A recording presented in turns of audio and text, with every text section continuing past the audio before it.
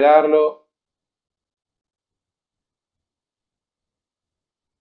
El micrófono y justamente es lo que más quiero que se escuche el audio, ¿no? Porque ver estas pantallitas poco tienen que ver con lo que realmente nos interesa, es que ustedes puedan escuchar el audio, como está haciendo la compañera que va manejando. Bueno, algún día llegará a su destino. Bien, esperemos que tenga permiso. Bueno, ahí van a ver ustedes un presi que armé hoy tempranito, con muy poca información, pero tal vez la que le falta a Oslac por el simple propósito que Oslac directamente lo omite, ¿no? Justamente si ustedes leen el primer párrafo, los primeros dos párrafos de Oscar Oslac, ese texto sobre la formación del Estado argentino, él aclara que en este texto no van a aparecer muchas referencias históricas, entendiendo por tal el desarrollo del proceso histórico, cronológico, fáctico, ¿no? Acá hay que distinguir tal vez algo que antes se daba por, diríamos, prácticamente consenso, que la historia era pura historia fáctica, ¿no? Los historiadores hasta el siglo XIX, principio del XX, lo único que hacían era enumerar hechos, nombres de personajes históricos, de batallas, fechas, y básicamente hacer poco análisis de lo mismo, ¿no? Sí, una descripción tal vez de acontecimientos, sobre todo políticos, ¿sí? De tratados, acuerdos, batallas, descripción de las políticas públicas durante las presidencias.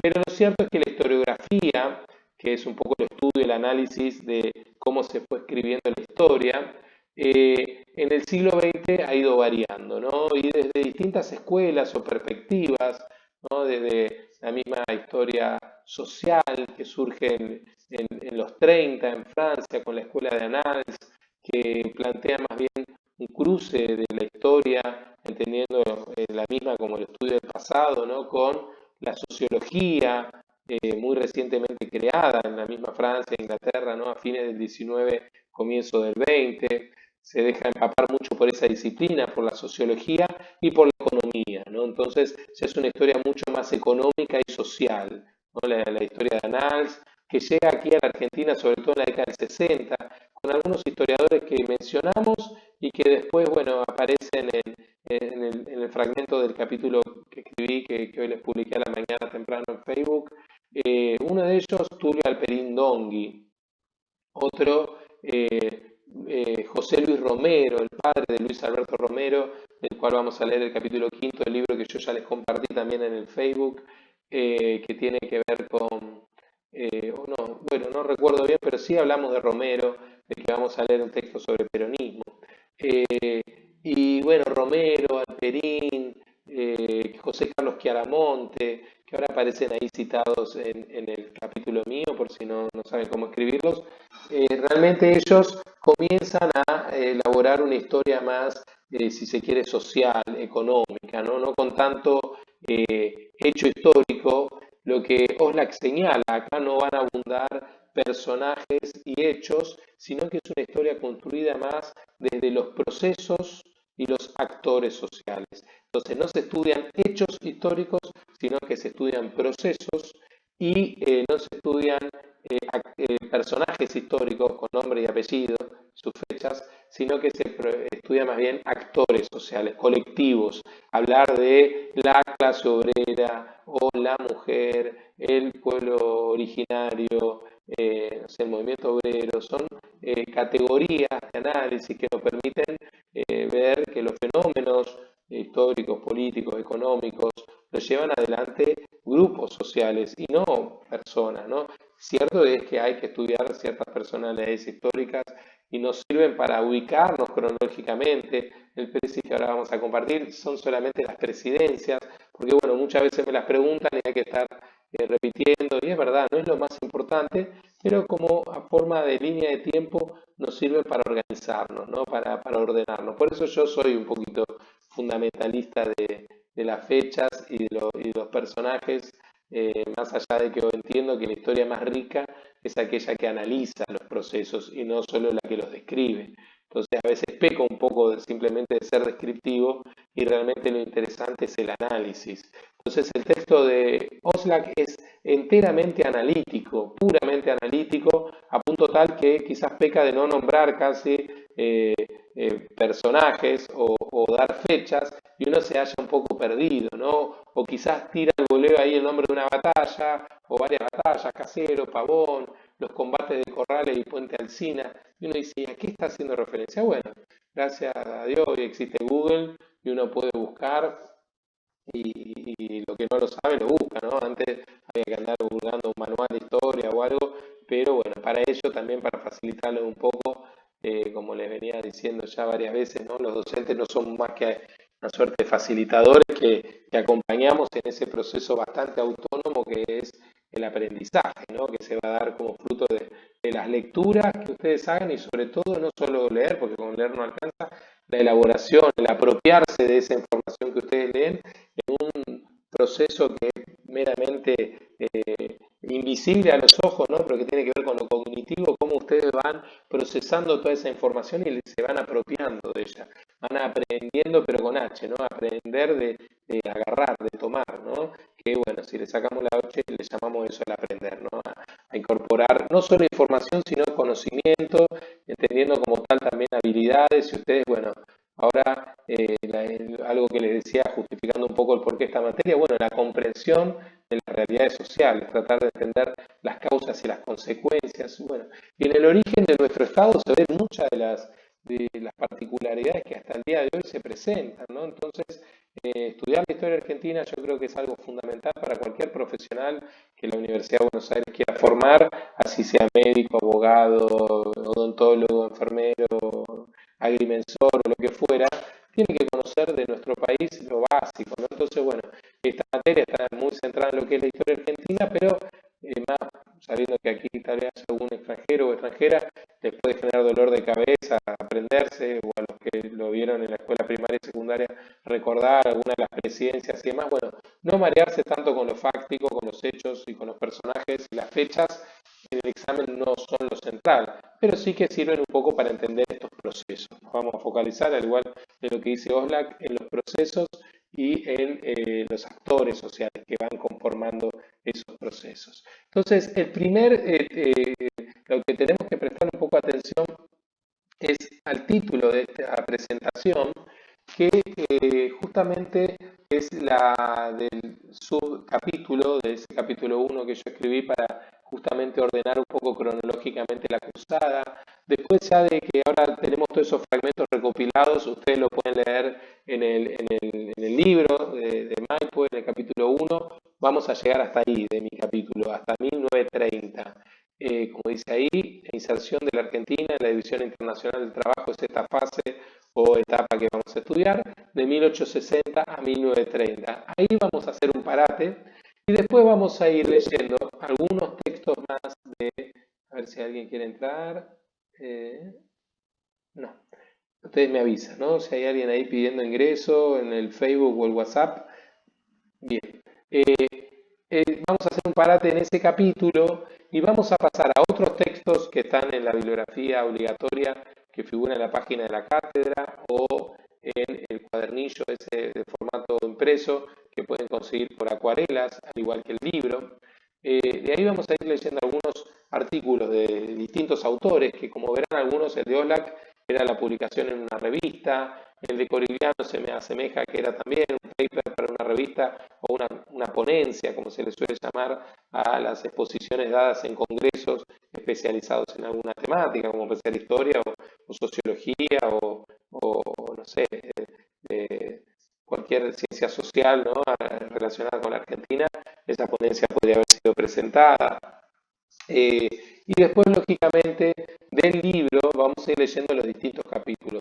Algunos capítulos directamente los vamos a saltear, como tal vez, si mal no recuerdo, el capítulo 2 es el de Brailovsky, o el 3, porque su eje temporal, las temáticas que nuestro anterior titular de cátedra trabaja en ese artículo, son posteriores, son del siglo XX, de fines del XX y comienzo del XXI, en realidad. Es una actualización de lo que él había escrito en Memoria Verde, por lo tanto, lo dejamos dejamos para lo que sería la etapa del segundo parcial, ya que estamos tan formateados en 2 exámenes, ¿no? Pero en la segunda mitad de la cursada, que ya de decir cuatrimestres ni sabemos qué meses abarca, pero sería junio, julio, agosto y septiembre. Bueno, en realidad vamos a estar hasta fin de agosto, en realidad. Después de este mes y medio que a mitad de julio cambiaremos de etapa, ¿no? Y ahí sí leeremos el texto de Antonio y algunos otros, como el de Marcela Charbucchi, que es nuestra encargada, nuestra virtualizadora, la que armó los grupos de Facebook, mantiene la página de la cátedra, y escribió en el libro un texto muy interesante, pero claro, tiene que ver con la fake news, lo que tiene que ver con bueno, la internet y toda la virtualidad que hoy por hoy es tan necesaria, pero que a veces también genera males y demás. Bueno, todo lo de la ciberpolítica, cuestiones muy interesantes que obviamente no hacen a esta etapa que estamos trabajando en esta primera sección, ¿no? Entonces, pero sí después de muchos capítulos vamos a hacer lo mismo que estamos haciendo con el mío, que es partirlos a la mitad, ver hasta el año 30 todo lo que tenga escrito ese capítulo sobre ese tema especializado. Estoy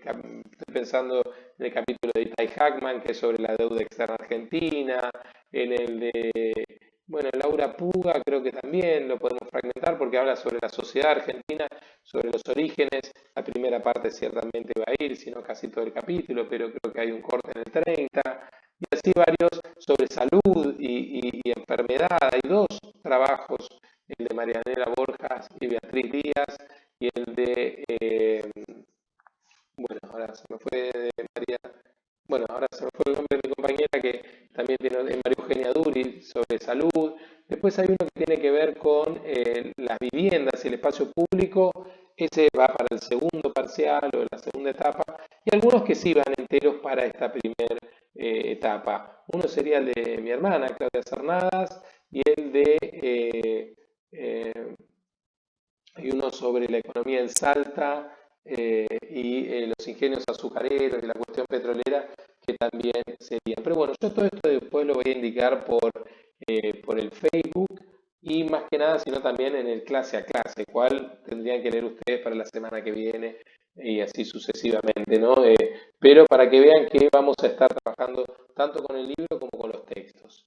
Pero volviendo un poco al texto de Oslak, creo que nos viene bien hoy haber ya trabajado con Corigliano, ¿no? Porque si bien Corigliano en una secuencia lógica uno lo tendría que leer después que Oslak, porque bueno, está escrito en base a lo que Oslak ha investigado y ha escrito en ese libro fundacional que yo les dije, que habla sobre la formación del Estado argentino y todo, claro, todo lo que viene escrito después, tanto por Oslak, muchos de sus papers como el que tienen ustedes que les compartí y está en la página de la cátedra y ustedes leyeron o estarán por leer, que es el material obligatorio de nuestra cursada, como el texto de Corigliano está muy inspirado en ese texto, lo cita en varias oportunidades, pero entonces por eso nos facilita y arrancamos por él. Y además porque en su propósito Corigliano lo que él aclara es que él sí va a agregarle un poco más de contenido fáctico, de ordenarlo más cronológicamente. Y él va a mencionar esas etapas en las que Oslak también analiza que el Estado todavía no está conformado, que es el periodo inmediatamente después de la Revolución de Mayo, de que se rompe relación con España, porque si hay algo cierto que tuvo la primera junta de 1810, es que es el primer gobierno criollo, el primer gobierno patrio, como le querramos llamar, es el primer gobierno no español en América del Sur, en lo que hoy es Argentina, y en aquel entonces era el Virreinato del Río de la Plata, y en poco tiempo se va a transformar en las Provincias Unidas de América del Sur. Entonces, desde 1810 hasta 1860, tanto Oslak en su escrito como Corigliano retomando a este, pero también dividiéndolo en etapas, se iba a decir que las primeras tres son etapas de fracaso en la organización nacional, del Estado-Nación, de que hubo voluntad de llevarlo a cabo, pero no se dio, no se pudo conformar por varios factores, ¿no? Porque justamente después el estudiar ese proceso de cómo se conforma el Estado-Nación nos va a brindar a las claras cuáles fueron los factores que posibilitaron esa unidad y esa conformación del Estado. Por lo tanto, ciertamente esos fracasos tienen que ver con la inexistencia de esos factores o faltas de acuerdo, ¿no? Y la imposibilidad de hacerlo. Entonces, el periodo 1810-1829, en el cual veíamos que el espacio de lo que hoy es la Argentina estaba fragmentado en tres regiones básicamente, en la propia Buenos Aires, puerto, ¿no? Abierto al mundo, al intercambio de materias primas, sobre todo cueros y carnes saladas por materias manufacturadas, bienes industrializados en Europa, el litoral también dispuesto a exportar materias primas, teniendo el litoral fluvial, ¿no? Pensando en las provincias de Entre Ríos, Corrientes, Santa Fe, sur de Córdoba, una misma extensión de llanuras fértiles, aptas para el desarrollo de la ganadería extensiva, que era la principal actividad que generaba productos de exportación, como ser el cuero y la carne salada en los saladeros, se veía impedida de comerciar libremente por esta política, esta situación de facto de único puerto en Buenos Aires y que encarecía los productos al entrar por aduanas interiores y que lo que reclamaban entonces el litoral, las provincias sobre todo Entre Ríos, Corrientes y Santa Fe, va a ser la libre navegabilidad de los ríos interiores, pero con esa misma política de libre cambio, de puertas abiertas. Y el tercer espacio geográfico que menciona Corigliano es el de todo el interior, el centro-norte, las provincias de Cuyo, del centro y del norte de la Argentina, que tenían como producción artesanías locales, sobre todo pensando en textiles, vinos, aguardientes, carretas, también cueros. Y todo esto no podía competir con los productos importados que venían de Inglaterra, sobre todo fabricados en forma industrial. Ante esa imposibilidad de competir, lo que reclamaban las economías locales era proteccionismo. Y de hecho no había un mercado nacional integrado, decíamos que Brailovsky menciona en su libro Memoria Verde, al comienzo del capítulo de esa fase de los primeros años de vida independiente, porque bueno, al no existir el Estado no se había conformado ese mercado nacional y las provincias del interior, algo que no mencioné en la clase pasada, mantenían sobre todo relaciones comerciales con los países limítrofes. Es lo que los historiadores llamaban los espacios bifrontes. Pensemos en las provincias de Jujuy y Salta comerciando más con Bolivia que con Buenos Aires, por ejemplo. O Mendoza, San Juan, comerciando más con Chile que con Buenos Aires. Entonces, esto recién va a quebrarse a partir del 60, porque Corigliano, retomando Oblak, señala que después de ese periodo del 10 al 29 que no se dio la unidad nacional ni la organización del Estado, tampoco lo va a hacer en el periodo extenso posterior, que es el del 29 al 52, en el cual Rosas se negó sistemáticamente a que hubiera una constitución y mantuvo ese status quo de autonomías provinciales que veíamos en el encuentro pasado. Autonomía provincial significaba que cada provincia se manejaba como un estado autónomo, no independiente, porque puertas afuera éramos vistos como un único país. Las Provincias Unidas de América del Sur, las Provincias Unidas del Río de la Plata o posteriormente la Confederación Argentina. En la época de Rosas ya se le llamaba la Confederación Argentina. Pero, claro, todas las provincias delegaban en Buenos Aires, en Rosas, las relaciones con el extranjero, pero puertas adentro prácticamente se manejaban como un estado independiente, eran estados autónomos. O sea, había un gobernador, una constitución en cada provincia, una sala de representantes o legislatura, y delegaban en Rosas las relaciones con el extranjero. Pero después lo que ocurría puertas adentro era prácticamente toda injerencia de ese gobernador. Ciertamente había pactos, ¿sí? Los pactos que se firmaron, el del Pilar, el Cuadrilátero, el de Venegas, y diríamos alianzas, ¿no? Estaban por un lado las provincias federales, el Pacto Federal firmado en 1831, esos que después nombra el preámbulo como pactos preexistentes, hablaban del deseo y la voluntad de unirse, pero claro, eran más bien pactos de amistad, de unión, y en esta relación amigo-enemigo, un pacto defensivo. Si tal provincia me agrede, vos como provincia amiga, hermana, me ayudás, ¿no? Y esto en las dos coaliciones que se formaron durante la época de Rosas.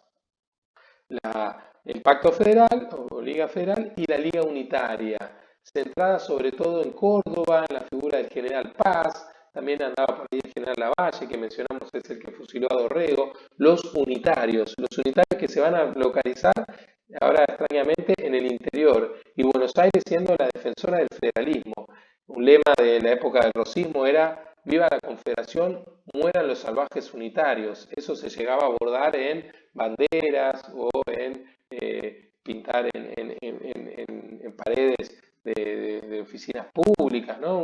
Una época de mucha violencia política, pero no solo desde el federalismo hacia los unitarios, como por ejemplo Esteban Echeverría describió en El Matadero, sino también lo vamos a ver a la inversa, como los federales eran víctimas también de asesinatos y matanzas y cosas horrendas a los ojos de hoy por parte de los unitarios o ya más tarde de los liberales, ¿no? La lucha contra las montoneras por parte de Mitre, Sarmiento, diciendo que no hay que ahorrar sangre de gaucho y de indio para abonar estos suelos, o diciendo que, bueno, al Chacho Peñalosa, carta de Sarmiento a Mitre, refiriendo a la captura de Peñalosa, al caudillo riojano, de que lo mejor que podía hacer era matarlo, ¿no? Entonces, toda esta época de mucha violencia política, ¿no?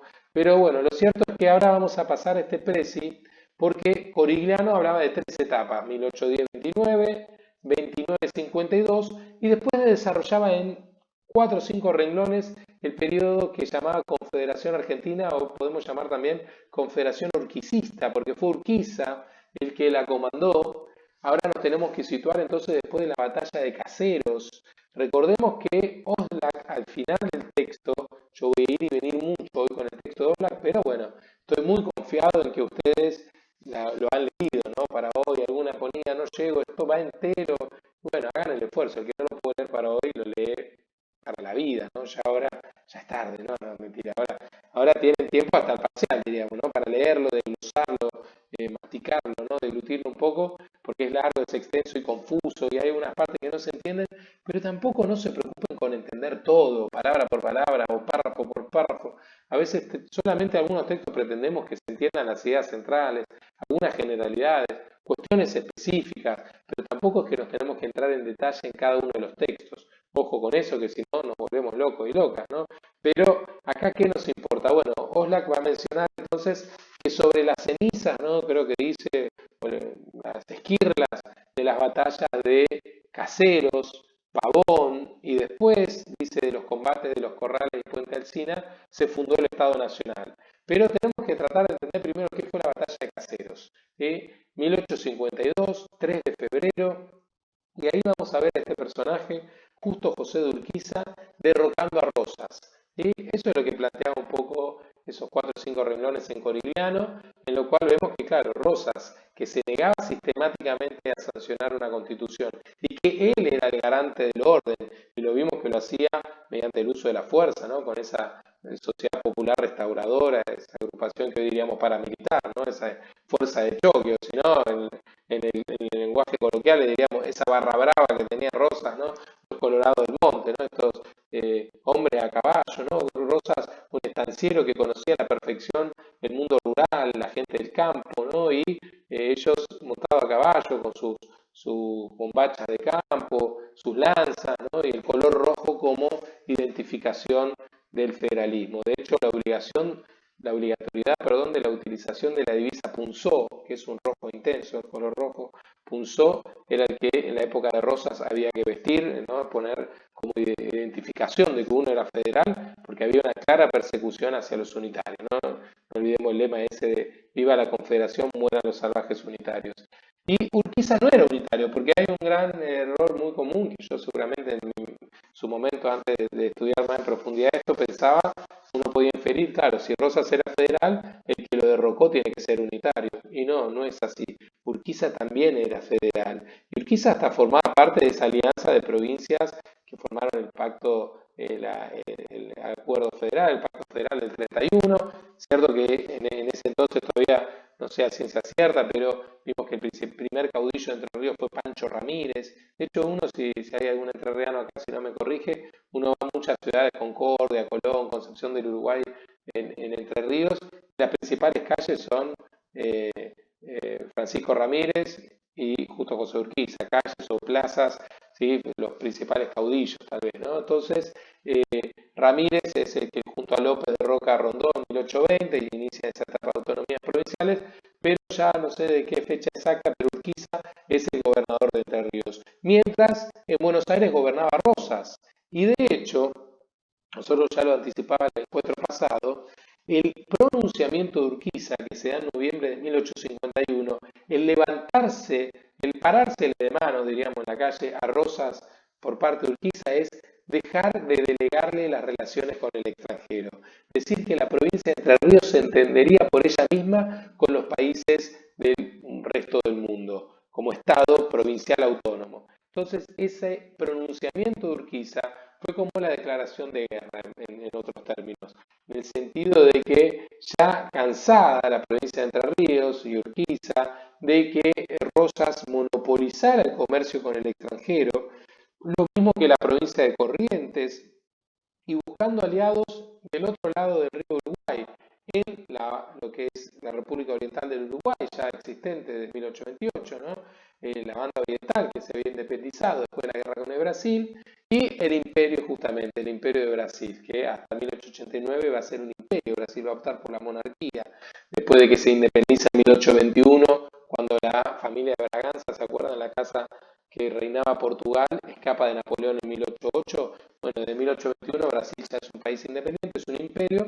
y para 1852 participa del ejército grande de la batalla de Caseros, junto también a otros unitarios, exiliados antirrosistas. Urquiza junta todas esas fuerzas, forma lo que se llamó el ejército grande y derroca a Rosas, o sea, invade Buenos Aires, triunfa en la batalla de Caseros, acá en el oeste de la provincia de Buenos Aires, en el partido de Caseros, ahí en el Palomar, ¿no? Todo muy cerca de donde se dieron estas batallas, y finalmente Urquiza lo derroca a Rosas, este firma su renuncia y se embarca rumbo a Inglaterra, donde va a morir como 25 años después, en 1877, nos dicen los billetes de 20 que no son los del Guanaquito, dice Rosas, en Buenos Aires, no sé en qué año nació, no me recuerdo ahora, pero Southampton 1877, creo que es 1793. O sea, vivió muchos años, vivió como más de 80 y pico de años y termina viviendo como un granjero pobre en Inglaterra,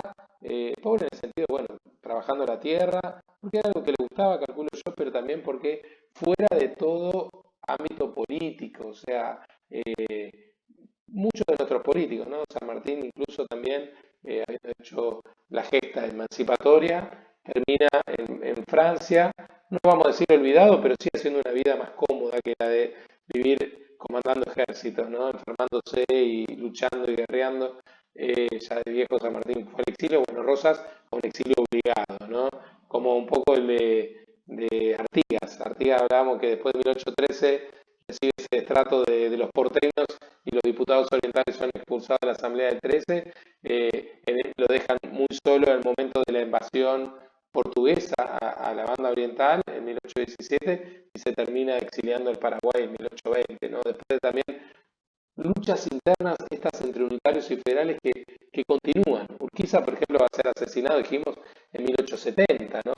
Mucho después de ser presidente, por esta guerra constante. Entender que no es solo en el 60 organización del Estado y se terminó el conflicto, ¿no? Vamos a ver en el texto de Ollac, habrán leído que las luchas contra los levantamientos, ¿no? Ahí las disidencias que genera ese Estado central van a generar estas peleas. Pero lo cierto es que Urquiza derroca a Rosas, queda como gobernador, o sea, nombra un gobernador en Buenos Aires y hasta unos meses él en Buenos Aires de facto tratando de tomar la rienda de esta provincia también en el sentido de hecho, ¿no? Ante la salida de Rosas y ese vacío que se provoca. Pero cuando vuelve a Entre Ríos, se provoca la revolución del 11 de septiembre de 1852 en Buenos Aires, en la cual los porteños eh, se oponen a que Urquiza sea el que comande la organización nacional por los planteos que el caudillo entrerriano pensaba para Buenos Aires. Vamos ahora que no está Rosas a organizar el país, pero lo tenemos que hacer sí bajo la forma federal, estamos todos de acuerdo, pero con la libre navegabilidad de los ríos interiores y con la nacionalización de las aduanas, que no existan aduanas internas. Y eso es lo que va a provocar que Buenos Aires no acepte eso que antes de la sanción de la Constitución, que es el 1 de mayo de 1853, Buenos Aires ya no estaba en ese Congreso Constituyente, se había salido de la Confederación porque antes se había firmado en 1852 el Acuerdo de San Nicolás, que ya preestablecía estos principios y que Buenos Aires, al no estar de acuerdo, se separa. Se dio lo que se llamó secesión de Buenos Aires, que no es otra cosa que la separación de Buenos Aires de la Confederación Urquicista, como le podemos empezar a llamar. Entonces, bueno, esa confederación van a ser las 13 provincias del interior, el centro norte, el Cuyo y el litoral, menos Buenos Aires, o sea, 13 provincias, y de las 14 que eran, queda separada Buenos Aires como un estado independiente también, autónomo, el estado de Buenos Aires. Y se va a dar esa particularidad prácticamente durante 8 años, casi una década, porque entre ese 11 de septiembre del 52 hasta, podríamos decir, la batalla de Cepeda, la segunda batalla de Cepeda que tiene lugar en 1859, en la que Urquiza va a derrocar a Mitre, ¿sí? En su propia presidencia todavía, pero que va a obligar a que Buenos Aires entre a la Confederación, noviembre del 59, y se firma el Acuerdo de San José de Flores, y Buenos Aires entra a la Confederación, y a partir de ahí ya hablamos de un Estado único, pero vamos a tener que esperar a la batalla de Pavón, que es la que menciona Oblak con mucha insistencia, es sobre las cenizas de Pavón, o sea, es sobre el triunfo de Mitre, porque realmente ahí Urquiza, su victoria garantiza que Buenos Aires entre a la Confederación, pero el triunfo mitrista es el que impone que ese modelo porteño, liberal porteño, va a adquirir ahora un carácter nacional y las 14 provincias lo van a comenzar a aceptar, por las buenas o por las malas. Vamos a ver que con esa balanza que habla Weber y Oblak un poco retoma de la coerción y el consenso, los mecanismos cooptativos, ¿sí? Materiales, que habla más de consenso, y los ideológicos, y los mecanismos represivos, ¿no? Por la fuerza, suprimiendo esos levantamientos, como menciono un poco yo en el texto mío, ¿no? De el Chacho Peñalosa, Felipe Varela, Ricardo López Jordán en la misma Entre Ríos, ¿no? Y el último que es el de Carlos Tejedor, el de la propia provincia de Buenos Aires que se levanta en contra del Estado Nacional, y esos combates que menciona Oblak de los Corrales y Puente Alsina son justamente las batallas que hay entre Buenos Aires y el Estado argentino en 1880, cuando ganó las elecciones Roca y estaba por asumir, y el perdedor, que era Carlos Tejedor, se levantó en armas, pero una vez que se impone esa victoria del Estado por sobre la provincia, en este caso la provincia rebelde de la propia Buenos Aires, ahí ya tenemos un Estado que, como dice Oblak, ¿no? Adquiere esas características de estatidad. No hay nadie que lo contradiga, ¿no? Que en ninguna parte del territorio, ni ningún ciudadano pueda decir, no, la soberanía soy yo, acá hay otra soberanía. No, el Estado es soberano sobre todo el territorio y todos sus ciudadanos. Obvio que con resistencia, ¿no? Pero comienza ese camino en el cual ya la provincia va perdiendo ese espacio que antes tenía de rivalidad con el Estado, ¿no? Pero bueno, por eso entonces la cronología acá básicamente en esta confederación tenemos solo dos presidentes. Urquiza, que formalmente es presidente de la Argentina desde 1854, recordemos ya que sin Buenos Aires. ¿Y por qué 54? Porque la Constitución, después de que se firma el Acuerdo de San Nicolás, 1852, lleva un tiempo convocar al Congreso Constituyente. Y ese Congreso Constituyente comienza a sesionar en marzo, una fecha para hoy bastante fatídica, ¿no? El 24 de marzo justamente, en el cual recordamos el último golpe cívico-militar, pero bueno, fue el Congreso del 24 de marzo de 1853 cuando comienza a sesionar el que finalmente el 1 de mayo va a sancionar la Constitución, que después va a ser jurada. Sí, Acá me preguntan si podés repetir lo de Pavón, lo de la batalla. claro, igual vamos a ir ahora sobre Pavón. Sí, bien, bien. En el mismo, yo me adelanté, yo seguí en la misma filmina y avancé hasta 1860, 61 y todavía estamos saliendo un poco del 52.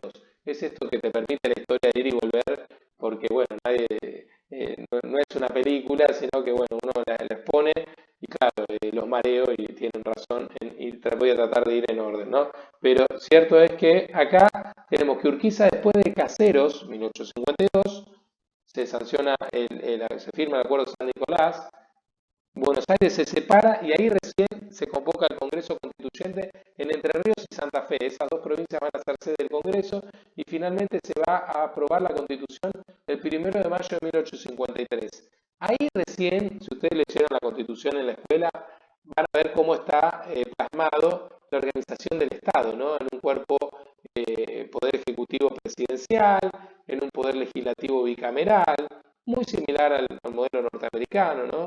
Con dos cámaras de diputados y senadores y un poder judicial.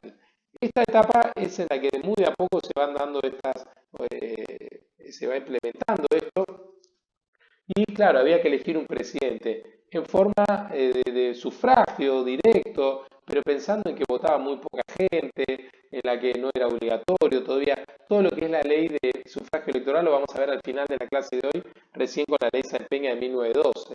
Pero acá sí tenemos un Urquiza ungido presidente formalmente desde 1854. Pero en la práctica, desde ese 3 de febrero de 1852, es un gobernante provisorio de lo que fue la Confederación Argentina.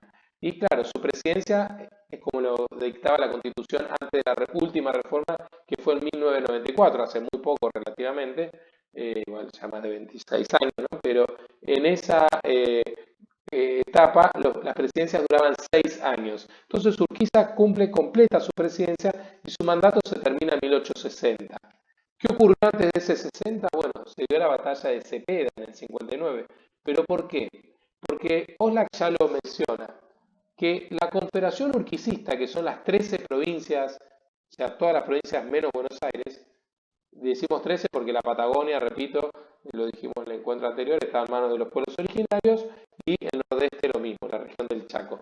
Pero esas 13 provincias, para que se den una idea, en cuanto a comercio exterior, lo que podían recaudar y también de lo que eran los impuestos y demás, no lograban recaudar ni la mitad de lo que Buenos Aires recaudaba siendo la capital y el puerto, siendo un estado propio, independiente, con su puerto. Entonces, el estado de Buenos Aires recaudaba el doble que el resto de las otras 13 provincias. Entonces, Urquiza entendió que la Confederación Argentina sin Buenos Aires iba a ser un estado muy pobre y necesitaba de la provincia de Buenos Aires y de su puerto.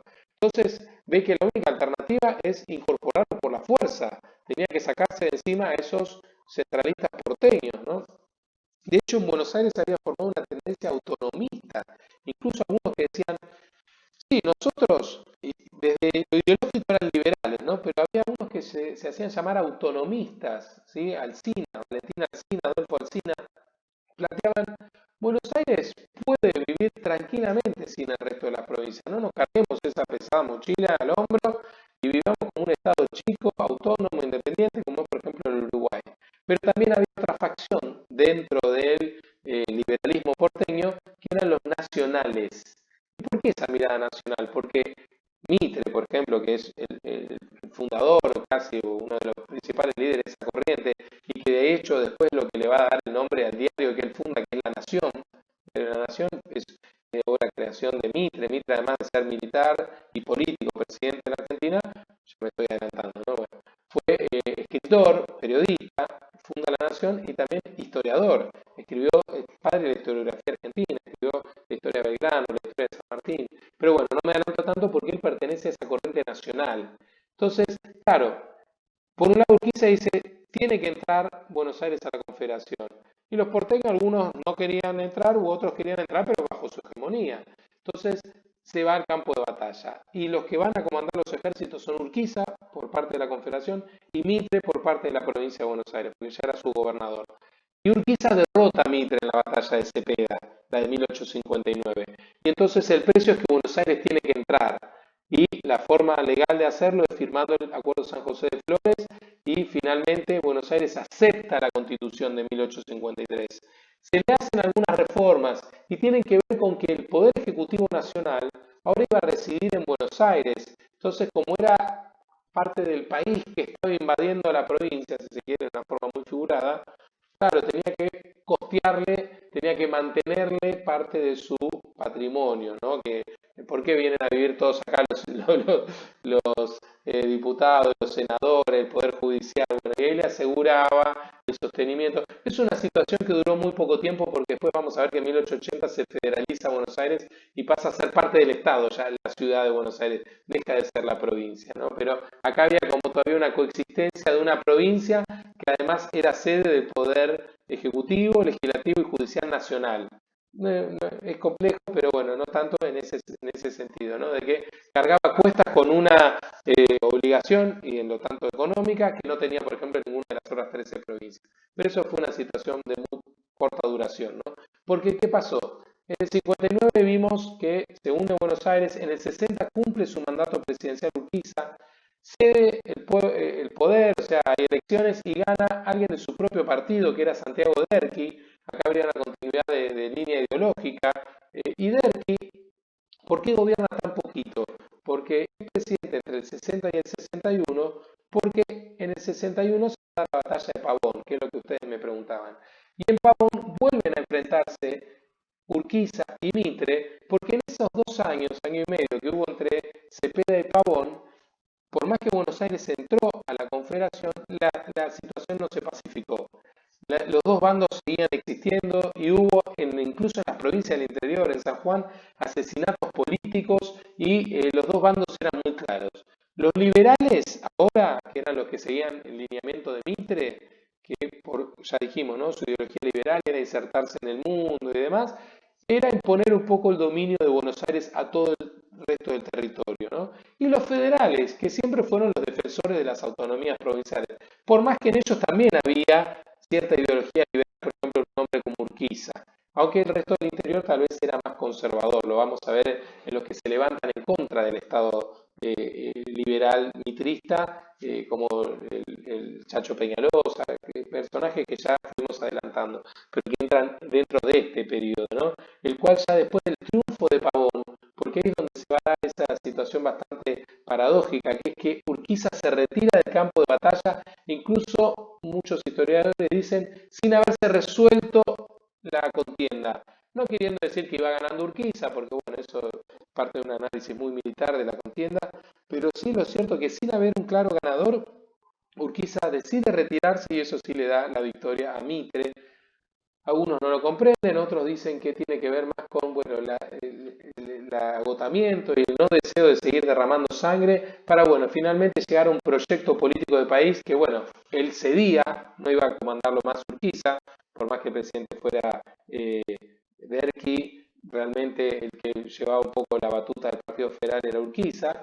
Finalmente lo deja en manos de Mitre, que al fin y al cabo el modelo económico de país era un poco el mismo al que Urquiza tal vez soñaba, que era ser un Estado liberal, un Estado moderno, progresista, en el sentido de imitar a Europa en ese progreso, no solo económico, sino también de la ciencia, de la técnica, ¿no? Y ahí sí comienza ya el periodo de unificación nacional, lo que muchos historiadores llamaban las presidencias históricas, por eso está entre comillas, pero bueno, no encontraba otro título más que el que muchos libros de historia tienen, y son estas tres, presidencias fundacionales también le llaman algunos, Mitre, Sarmiento y Avellaneda, ese tridente, ¿no? Esa tríada de presidentes que van a abarcar prácticamente esas 2 décadas, del 60 y 70. En realidad desde el 62 que asume formalmente la presidencia Mitre, pero se da un poco esa misma situación de facto que ocurría con Urquiza después de Casero, porque Derqui en realidad su mandato se da cuando él presenta la renuncia después de Pavón,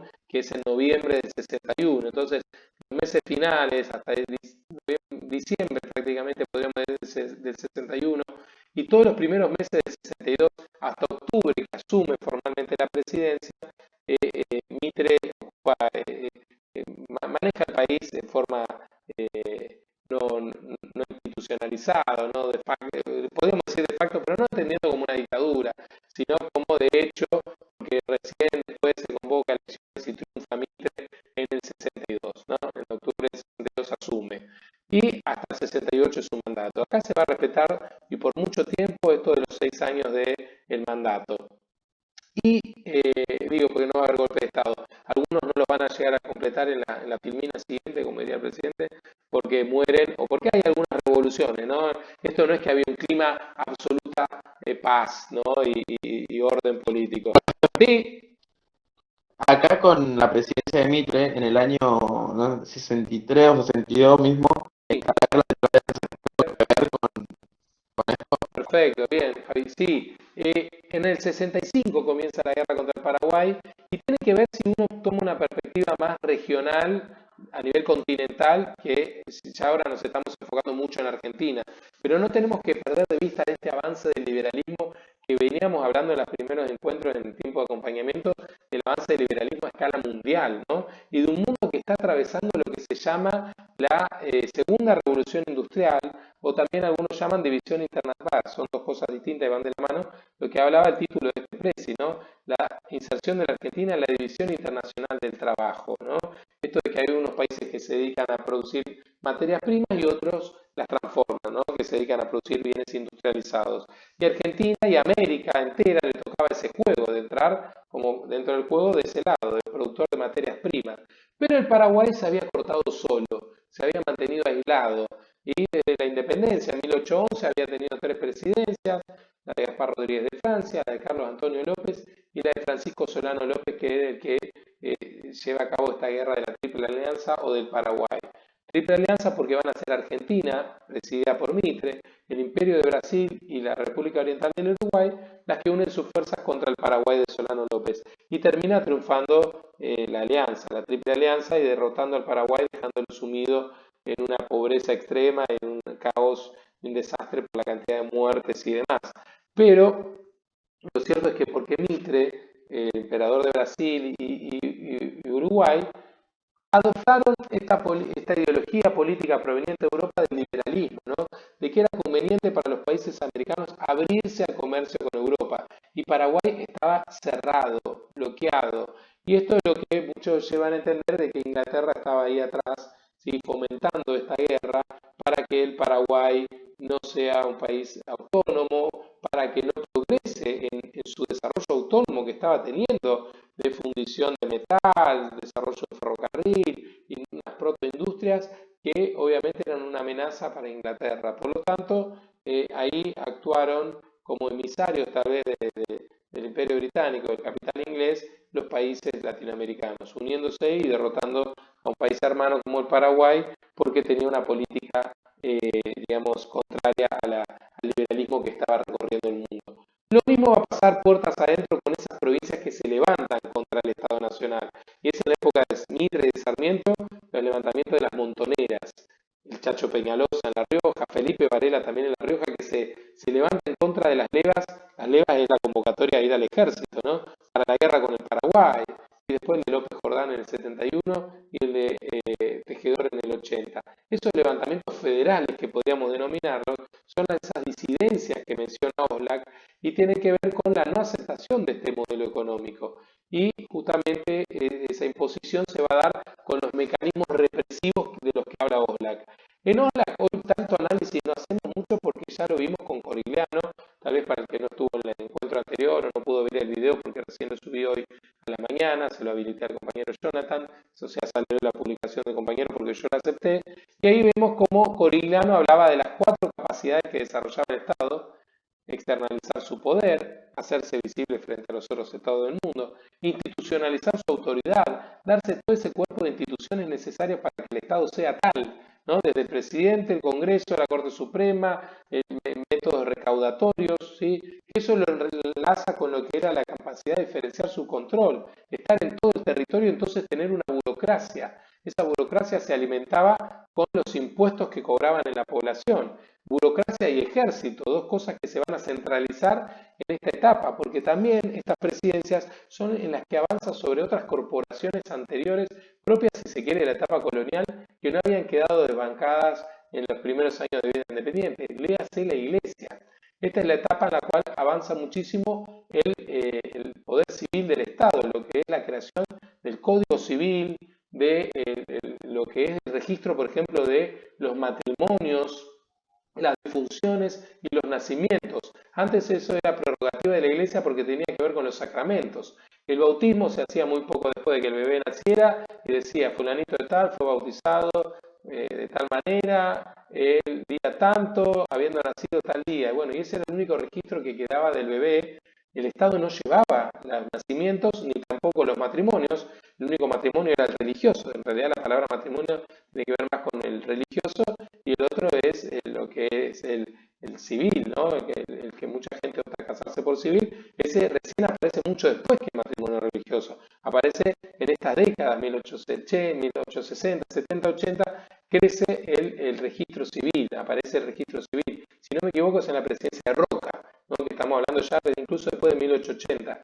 Y tiene que ver con esto, con el Estado que se va haciendo presente, toma registro de los nacimientos, las uniones matrimoniales y las defunciones, porque antes no había, como hoy cuando fallece alguien, que ahora lo vemos con esto del COVID, que un médico tiene que hacer el certificado de defunción y eso va a parar al Estado, ¿no? El documento es destruido y pasa a salir de todos los padrones, por ejemplo el padrón electoral, ahora de ANSES, o sea, esa persona deja de percibir la jubilación, del carnet de PAMI. Bueno, obvio que en esa época no existía ni PAMI ni ANSES, pero sí que el Estado comienza a anotar las defunciones y bueno, ya en ese entonces sí iba a haber padrón electoral, por más que después, bueno, vemos que en la época de los conservadores hasta votaban los muertos, como quien dice, ¿no? Pero lo cierto es que durante estas tres presidencias, y acá no vamos a entrar tanto en detalle en lo fáctico, ¿no? Como dijimos, Oblak no pone el acento en eso y yo tampoco quiero que sea esto. Simplemente el presi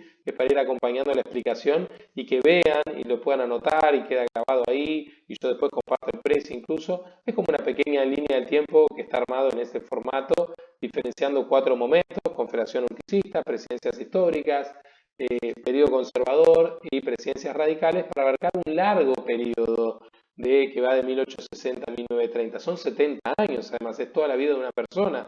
Y en eso la Argentina es como de bebé a un viejo. Es toda la vida de un país que creció de la nada prácticamente a lo que es un adulto, ¿no? Pero eso que mismo plantea al final del texto de Oblak, que se pregunta a Sarmiento y se pregunta a Julián Álvarez, sí, entonces la Argentina fue la creación de algunos hombres encumbrados como Mitre, Sarmiento, el mismo, ¿no? Avellaneda, Roca. Y no, realmente hubo muchos factores y es donde estamos retomando este análisis que hace Oblak. Desarrolla esas 4 capacidades, ¿sí?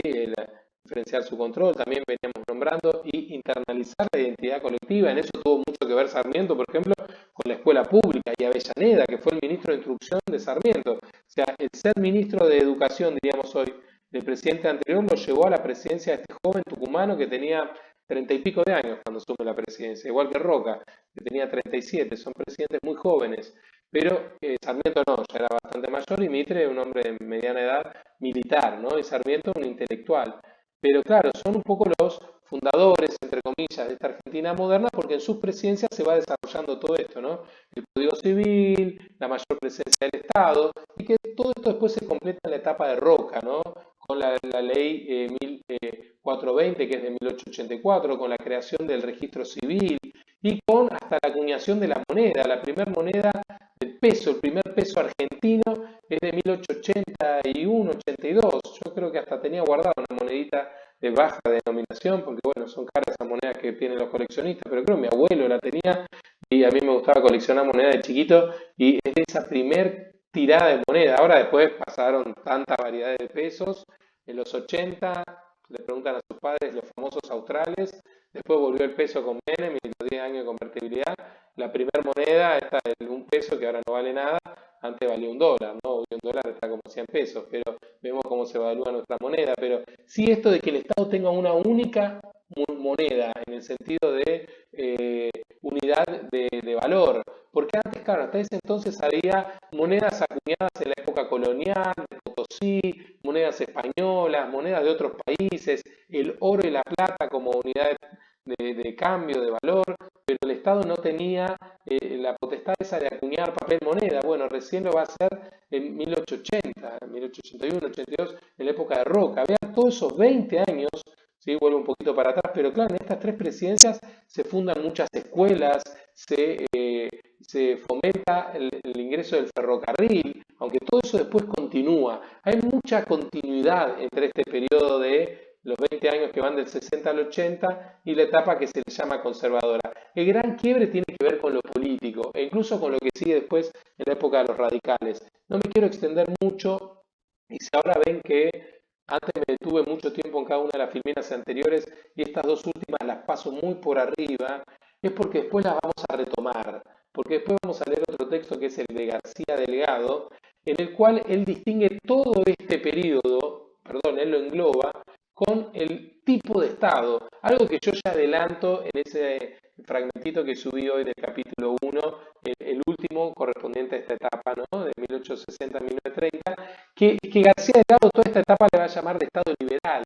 Bien podríamos decir que se inicia en la etapa de Mitre, pero el texto de García Delgado analiza sobre todo la etapa conservadora y la etapa radical, y por eso le llama Estado liberal.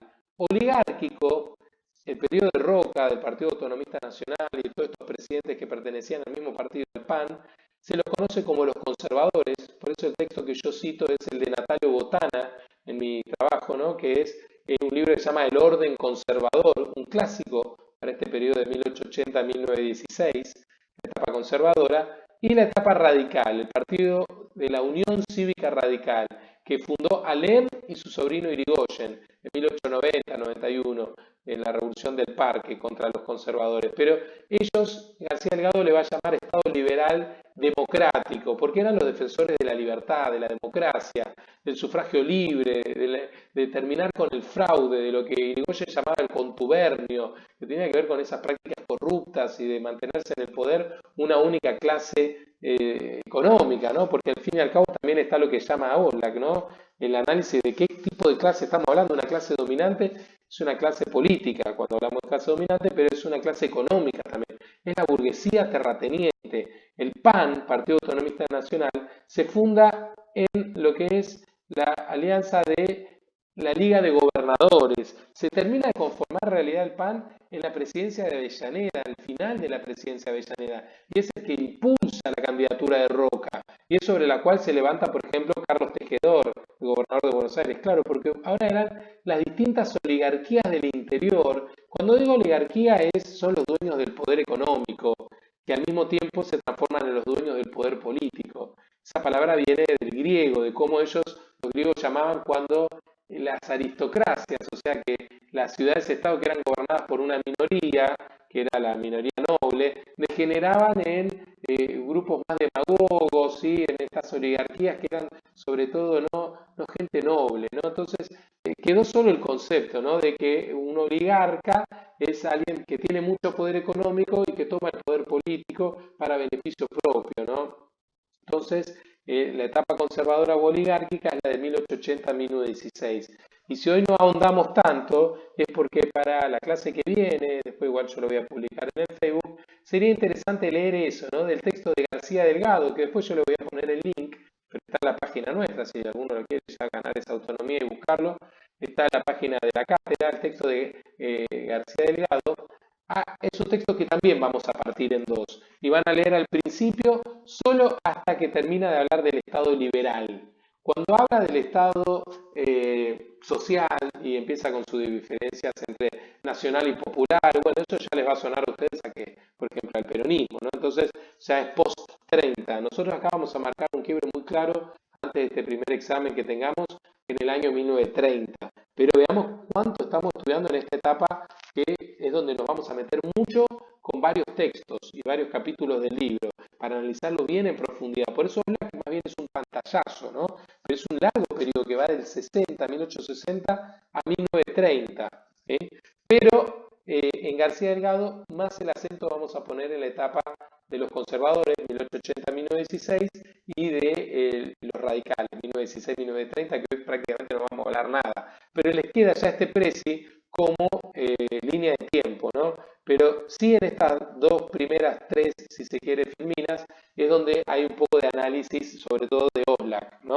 Sobre todo en esta, porque es en el periodo del 60 al 80 donde la Argentina crece en esa forma material, porque él habla de qué mecanismos represivos, pensando en ese ejército que, como bien señalaba el compañero, se crea para la guerra del Paraguay, pero también sirve para sofocar esas disidencias internas, los levantamientos federales del Chacho Peñalosa, de Felipe Varela, sobre todo en esta etapa. Después también en forma no solo represiva, sino también material, a partir de la construcción de vías férreas, puertos, ¿sí? Telégrafos que tienen que unir todas las provincias para que ellas también puedan ser parte de ese mercado común que se va formando. Un mercado interno, porque si son provincias que producen bienes que no son para la exportación, pensando en el azúcar de Tucumán, o en los textiles del norte, o en los vinos o aguardientes del Cuyo, van a formar parte del circuito del mercado interno. y otros productos que son más los de la región pampeana, y ahora ya no el cuero y la carne salada, sino la lana, y sobre todo después ya los cereales, trigo, cebada, centeno, sorgo y la carne, pero recién cuando se pueda enfriar, 1890, aparecen los primeros frigoríficos. Por esa rotación trienal de la tierra, de que estos grandes terratenientes tenían campos tan grandes que los podían partir en tres y en una parte, en una parcela, poner ganado, en la otra poner un cultivo y en la otra dejarla en barbecho. ¿Qué quiere decir eso? Dejarla descansando para que recupere nutrientes. Perdón, ahí ponían los animales, ¿no? Y claro, el animal cuando va dejando sus deyecciones, ¿no? Va abonando el suelo, la vaca, ¿no? Sobre todo, pasta, pero también su abono natural le va a permitir que el cultivo que le sigue, que por ejemplo el trigo, llegue a niveles muy altos y se puede obtener muy buena cosecha. Y después reemplazar ese trigo por una alfalfa, una forrajera que después ese animal pueda comer en el tercer momento. Son 3 años que se va rotando el campo, pero siempre hay una gran extensión en la cual hay sembrado trigo o maíz o sorgo o lino, y en la otra se le está dejando recuperando con animales y para que ellos puedan comer en una de esas parcelas. Eso está todo muy bien descrito en Brailovsky, un libro que dijimos no es obligatorio, pero para el que le interesa todo esto y para el que lo quiera entender mejor, los capítulos se llaman exactamente iguales que las subdivisiones del capítulo mío, pero en realidad no porque Brailovsky me copiara a mí, sino al revés. Yo copié la periodización de Brailovsky. Entonces, si uno va a Memoria Verde, va a encontrar fase colonial, primeros años de vida independiente. Y bueno, el capítulo 4 es el de la inserción de la Argentina en la División Internacional del Trabajo. Entonces, si lo quieren leer, ahí, por ejemplo, Brailovsky le dedica muchísimo a esto que tiene que ver con cómo enriquecer el suelo, porque claro, él pone atención a los temas ambientales. Y nosotros no le vamos a dar tanta importancia, pero sí entender que esto del granero del mundo, que se lo conocía Argentina, fue fruto del modelo agroexportador en el cual Argentina se inserta en esa división internacional del trabajo, y es la manera de trabajar la tierra es esta, con la rotación trienal, la rotación de cultivo, para no saturar el suelo, para no dañarlo y para obtener mejores rendimientos, aprovechando las ventajas comparativas, como se le llamaba. Argentina es muy cierto que obtiene gran rentabilidad y sobre todo la clase terrateniente. Es lo que habla Oslak, ¿no? De que la clase política es la clase terrateniente, como ya señalaba Perindongui, ¿no? De los primeros, y cita a Oslak a Benedetto Croce, ¿no? a Pareto, ¿no? Que es un italiano de lo que se llama la escuela de la élite, ¿no? Que estudia cómo las élites dominan el poder político en distintos momentos históricos, que antes eran los militares en la ciudad de Buenos Reinos. Bueno, en la Argentina después de 1810 sí, quizás es la casta militar la que toma un poco la dirigencia en la década del 10, y la clase mercantil también un poco la que impulsó la Revolución de Mayo, pero recién después de 1820, Alperindongui en Revolución y Guerra señala que va a dar la ruralización de las bases del poder.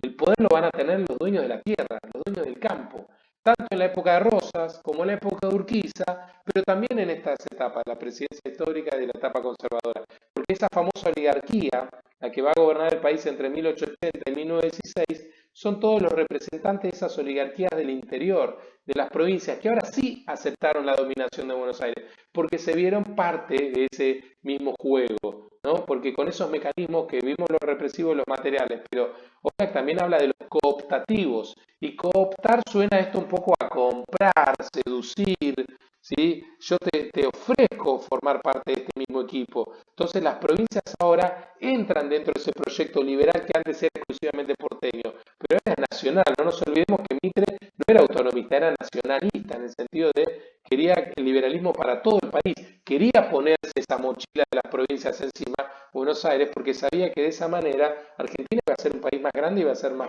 poderoso, más rico, como por ejemplo Brasil, y no tan pequeño, sin desmerecer, porque yo lo quiero mucho al Uruguay, mi mamá era uruguaya, ¿sí? Esto, ¿no? De un país de las dimensiones que puede tener Buenos Aires. Si fuera solo un país sería Uruguay, ¿no? Ahora, si tenía todas las provincias de travesía, había mucho más recursos, pero claro, había que unirlos. ¿De qué manera? Incorporando esas burguesías, que es lo que señala Oslak el Corigliano en ese globito final que llegamos de su presi, de las cosas que coincidieron, ¿no? Coincidió también esto de el interés de las clases terratenientes, propietarias del interior, de las burguesías locales, ¿sí?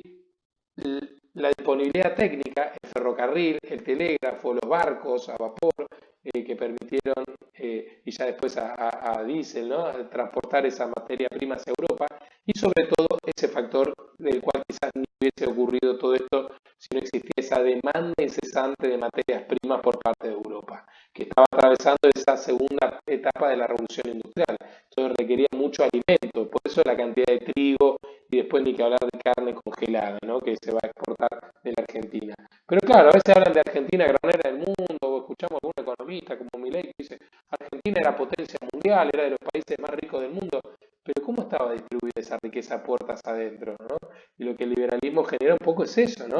Grandes riquezas, muy bien los números macroeconómicos, pero puertas adentro es un modelo que no incluye. Entonces, hasta en ese capítulo de reloj, que si quieren les invito a que lo lean, tiene mucho de, o también algunos aspectos de la cuestión social hablamos nosotros en nuestros textos, pero vamos a ver, ¿no? Esto de los conventillos, esta es la etapa de la inmigración masiva, la mayoría de los inmigrantes vivían hacinados en conventillos, al borde de la miseria, ¿no? Y también en el interior, en el campo, los peones rurales, casi hasta la época de Perón, hay que esperar a hablar del estatuto del peón para que tengan algún derecho laboral, porque no existía la misma organización obrera que como se iba a existir en estas décadas que recorremos acá, del 80 al 90, principios del siglo, los sindicalistas, los socialistas, los anarquistas, que junto con los radicales, la UCR, son los que le van a plantear, ¿sí?, una lucha política a este gobierno, a estos gobiernos, que son 10 presidentes de 6 presidencias, porque los que no cumplen el mandato es porque mueren o porque hubo una revolución,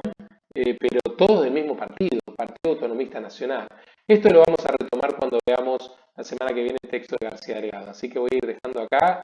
Si hay alguna duda ahora me preguntan, pero quédense tranquilos tranquilas que después vamos a ver en profundidad estos dos globitos que tanto no trabajamos. Pero sí nos quedamos de este lado con lo que avanzamos del texto de Corigliano, completando con Oblak, ¿no?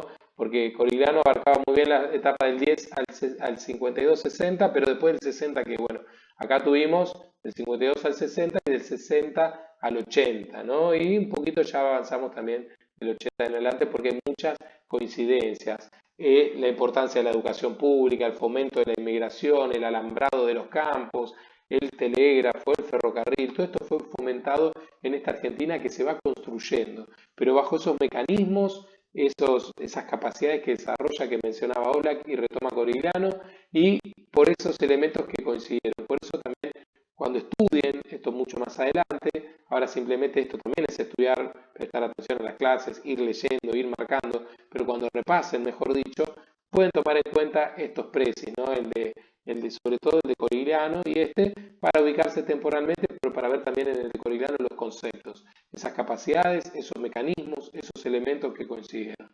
Bueno, vamos a ver, acá volvemos a la sala, siguen ahí los que estaban, 20 y pico. ¿Alguna pregunta?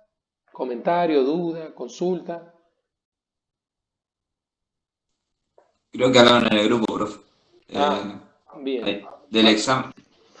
¿Cómo insiste con el examen? Uno no estudia por la nota, ¿no? Esto, si no, le vamos a cambiar el nombre, le vamos a decir a Tinelli que en vez de Bailando por un Sueño, pongamos Bailando por la Nota. De acá suben videos de coreos y vemos el que la mejor coreo le ponemos un 10.